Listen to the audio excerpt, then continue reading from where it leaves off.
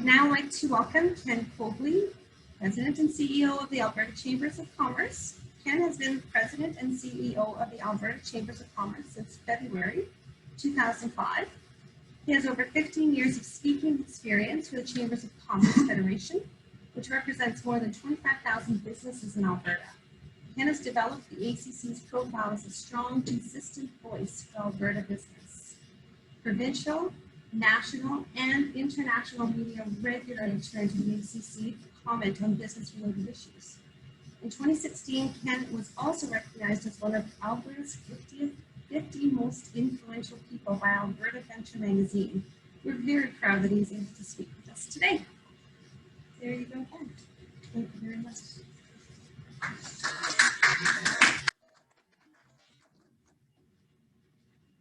Unmute yourself, Ken. You're muted. After about 500 Zoom conferences, I still haven't figured out the point about you having to unmute. Sorry about that. Fair enough. That's okay. I'm not sure if anybody else is getting really tired of Zoom meetings, but I sure am. Thanks for the invite to be here today. I think it's really important that we talk about what all of our community chambers have gone through and the things that they've done over the last 6 months and counting. Certainly with 2020, Lise, you mentioned about 2020, we were so bright and ambitious about what was going to happen in 2020 because it was a new decade. Certainly when COVID hit, we had to pivot, all of us, businesses, chambers of commerce, the Alberta chambers, had to basically pivot into survival and crisis management. What we did in the chamber network, and I must say, we have 25,000 businesses that are members of our community chambers around the province, and we have about 125 community chambers around the province. And proud to say that each one of the operating community chambers in Alberta is a member of the Alberta Chamber, as well as the Canadian Chamber. We're the only province that can lay that claim. And certainly it helps us get our messaging to the provincial and to the federal governments. When we first saw the size of what was coming at us in March with COVID, we immediately started daily e-blasts out to the community chambers. That was because the pace of change was just so rapid. Federal government in particular would announce a program one day, and then 4 days later they would announce an amendment, and then 4 days later they'd announce a re-amendment, and then they'd announce that they were launching, and then they were announcing that that they were going to actually have the portals open so that people could apply for funding. So you get the idea. And it was critical for us to get the information out to the community chamber so that they could get it off to their members. We also introduced weekly chamber calls, chamber-wide calls in the province to respond to general questions that were out there, specific questions that were out there from community chamber members. Certainly, I know that I've taken more than a number of calls from actual businesses in the province looking for assistance, for the myriad of programs that were introduced by the federal and provincial government. And one of the importance of those weekly chamber calls was that chambers could let us know what was going on the ground with the members that were affected. That certainly proved very beneficial and very powerful when we could, talk to the provincial officials and the federal officials and say, look, we have an issue with, say, for example, when they first launched the CEPA program, the $40,000 interest-free loan, that there were certainly a number of businesses that couldn't qualify it just because of the artificially high amount of salary that was required in 2019. So that was very valuable intel to us, and more importantly, it was timely. I mean, we could pick up the phone right after that meeting and call, the Minister of Economic Development and Trade, both provincial and federal, and say, look, this is what our chambers are telling us that their members are telling them. And it's, that is built on certainly the strength in the communities and the importance of community chambers. The one thing that I've learned over 15 years of experience with the chambers is that community chambers tend to be the 411 information line for anything and everything going on in your community. So we had that connection. We had certainly that federation. And chambers as a whole, through what we've been through, we're able to affect some real change with the government. The business assistance loan, the $40,000 loan, again, that one introduced. The restrictions on applying were too tight, and through advocacy off to the Minister of Economic Development in the federal government, we were able to get them to make a couple of changes to it. Certainly, and what also flowed out of that is even after those changes, we found some businesses weren't able to qualify, and we were successful in getting the minister to basically open up Western diversification through community futures to allow those people who didn't qualify, those people who fell through the cracks, to apply for community futures and Western diversification assistance. The wage subsidy program, certainly that one started out at 10% of subsidy. If you remember way back, and it seems so long ago, way back in April when they announced that, it was only to be a 10% subsidy. Certainly we were very encouraged when the federal government increased that to 75%. Having spoke to the Minister of Economic Development and Trade back about 3 weeks ago, we said, it's nice that you've extended the wage subsidy program till the end of December, phasing it out by the end of December. However, you really have to pay attention because, in my opinion, businesses, particularly small businesses, will not get back to normal revenues by the end of December. Some will, and some won't. So there's a necessity for the federal government to continue monitoring that. I was really, really pleased that in the speech from the throne last week, that the federal government announced that they were in fact extending wage subsidy into this coming summer. So that is probably going to give a little bit of breathing room, certainly, to a lot of our small businesses. And certainly we can congratulate our community chambers on that win, because that advocacy wasn't just done by the Alberta Chambers, it was done in conjunction with our community chamber partners. One of the things that we were involved in as well was the Alberta Relaunch Program. For shorter terms, it's the $5,000 grant to assist small businesses to relaunch and to pay the expenses of relaunch. And you know what? These advocacy wins shouldn't come as a surprise to anybody that has been involved in chambers. About 2 years ago, we mobilized the network from one end of the country to the other to fight the finance minister and the proposed tax changes that he had brought forward for small business. And that was successful, and only for one reason. For one reason and one reason only, and that was the involvement of the community chambers. The community chambers basically engaged their members saying, look, you got to pick up the phone, you got to call your MP, and you got to tell them that we are not happy with these particular changes. And that's the strength of the Federation. We've, as I mentioned, we've engaged several federal ministers. We've had the pleasure of hosting the Minister Jolie, who's the Minister of Economic Development, 3 times on a province-wide conference call with all of our community chambers. The other thing that we have that we rely on very heavily on the community chambers are our surveys. Our surveys are distributed out to the community chambers, and the community chambers then send them off to their members.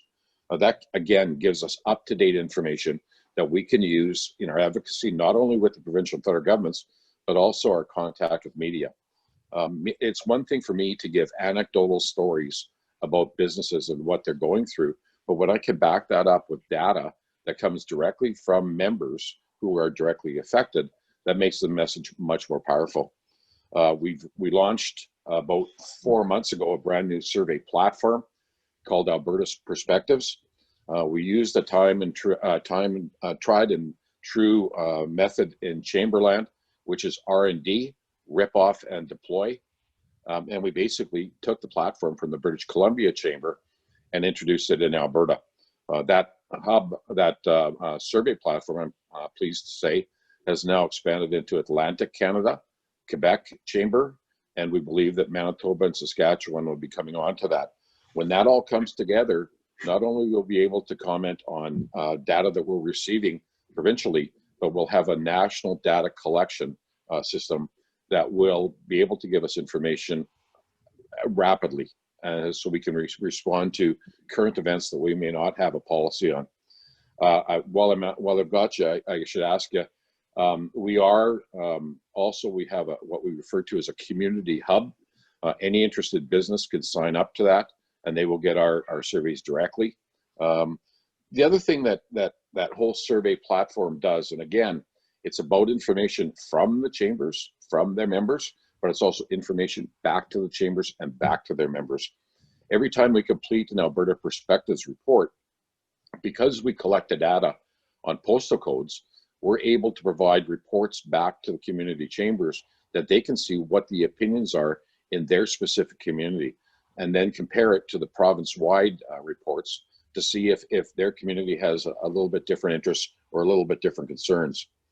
That was really instrumental in getting us through the door to getting a meeting with the Premier's chair of the Advisory Council on Recovery, Dr. Jack Mintz.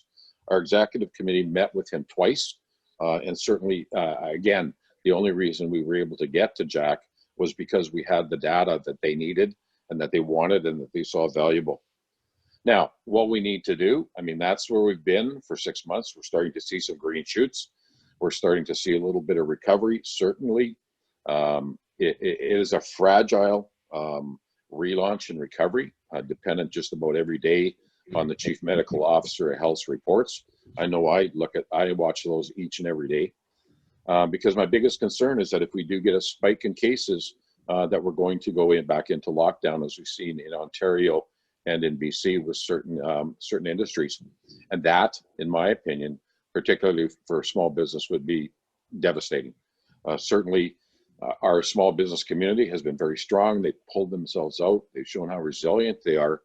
But my greatest fear is that if we end up having to shut businesses back down again, there'll be a lot of small businesses that'll just say, look, I went through this once. I'm not going to do it again. I'm just throwing in the towel. So it's all up to us to make sure that doesn't happen and keeping the numbers down. Now, how do we advocate? How do we get our advocacy? Well, through direct control, direct contact with community chambers over the last 6 months on our weekly calls, but also through our policy book.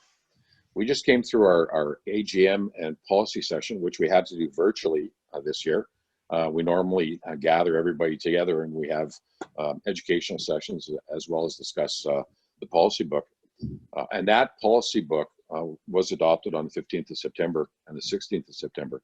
That allows us then at the Alberta Chambers of Commerce, when we have specific policy backing us, to advocate. The Alberta Chambers of Commerce, based on our bylaws, is not allowed to advocate on things that we do not have policy on. And that's just to make that is not just me picking a policy out of my brain and say, hey, that'd be a great idea to advocate for. We need to know that policy is supported by our community chambers. So again, that's what we depend on community chambers to provide us with. It's not a sounding board. It is the actual approval body for our policy. And I think during the preamble here, or the first part of the meeting, I hear and I'm reminded of the policies that the Bonnyville Chamber has been involved in, has been spearheading. The appearance before the Senate Committee on C-59, certainly, I mean, that just suggests to me that your community chamber in particular is hitting well above their weight in developing policy and in advocating to providing advocacy off to the provincial and the federal governments. And again, the advocacy on C-59, where Bonnyville Chamber appeared before the Senate, is critical. I mean, they can hear it from me. I mean, I'm a lobbyist. Some of them will say, yeah, you're just doing that because you're a lobbyist. But when it comes from the community chamber, when the community chamber is saying, this is what the folks in my town are saying, I think that holds a heck of a lot more weight. And thanks to the Bonnyville Chamber for doing that. Again, intel from our weekly calls, the exchange of issues. Yeah, right. That was a fly just landed on the camera of my iPad.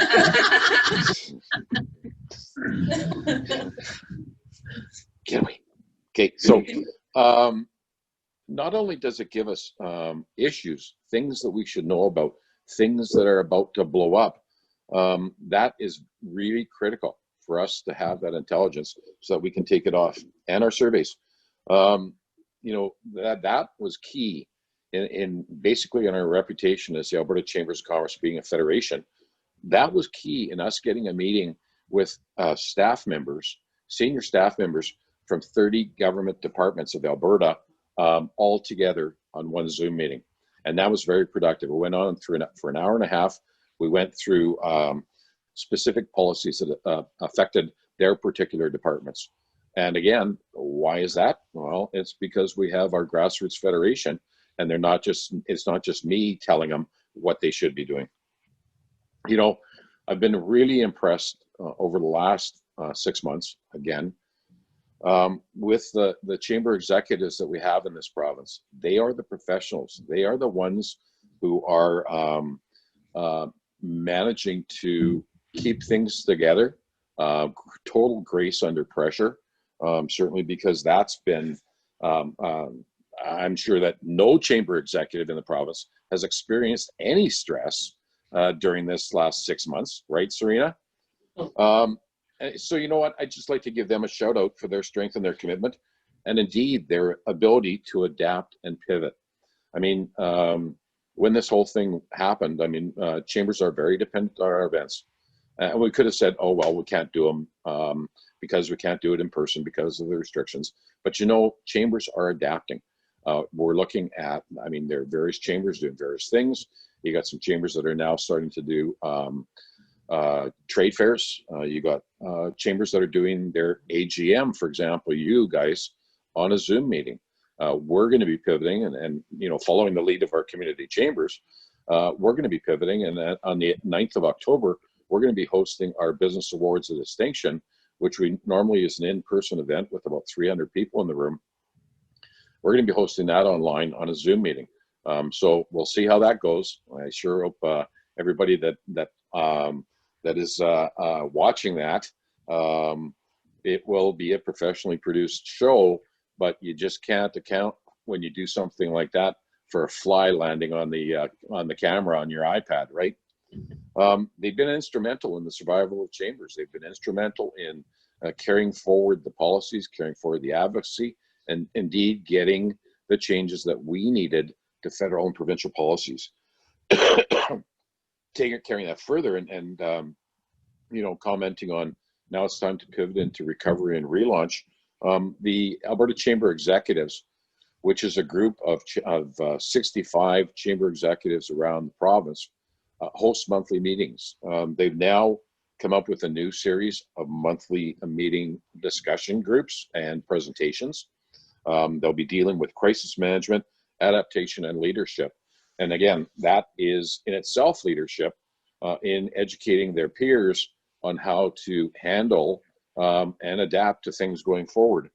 So if you happen to be in the lunchroom with Serena, Megan, and Lindsay, I'd suggest give them a hug. But you know what?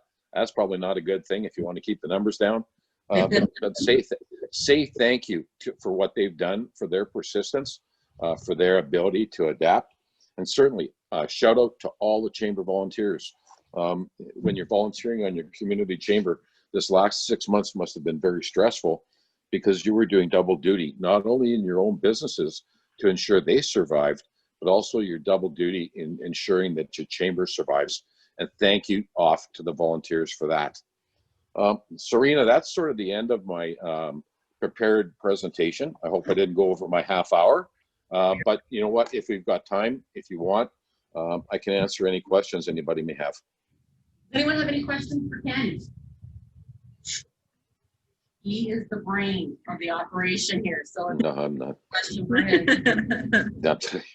I'm surrounded by really, really, really good staff in my office and really, really good support at the community chamber level.